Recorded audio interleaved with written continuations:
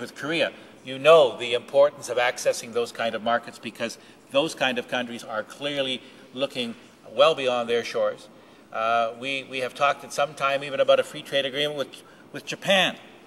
And again, you know, the larger issue is, of course, an Asia-Pacific one. But if we're not a player in that part of the world, if we're not a player in a larger sense in the Middle East, we are going to be left behind. So I know my time is coming to an end, Mr. Speaker, but I do urge colleagues to support sending it to the committee.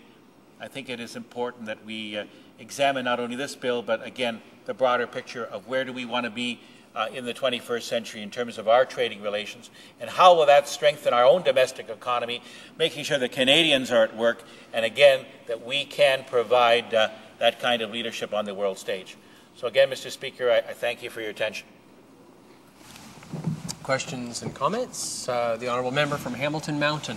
Thank you very much, Mr. Speaker, and I listened very carefully to my colleague's comments, and I know that he's been an active participant in all of the debates about free trade agreements.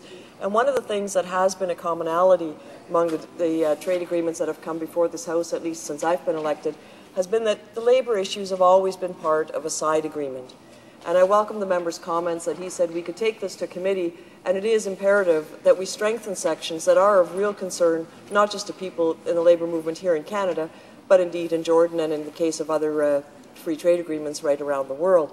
I wonder, though, whether the member could just speak briefly to whether there has ever been any success at the International Trade Committee in actually amending these labour agreements, and whether his support ultimately for this free trade agreement will be conditional on the strengthening of those labour provisions. Thank you very much, Mr. Speaker. The Honourable Member for Richmond Hill. Well, I thank, Mr. Speaker, I thank my honourable colleague for her question.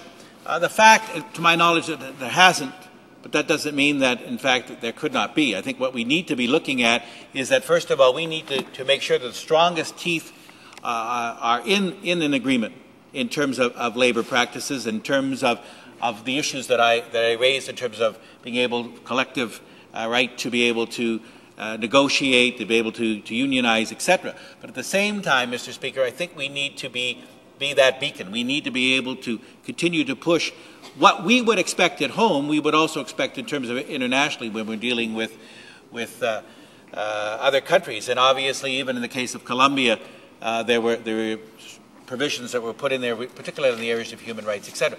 Obviously not perfect, but I do think that this is we cannot demand, we shouldn't demand anything that we wouldn't demand at home in terms of those issues that the member has raised, and I think again we need to collectively push that, particularly at the committee and going forward. Questions and comments?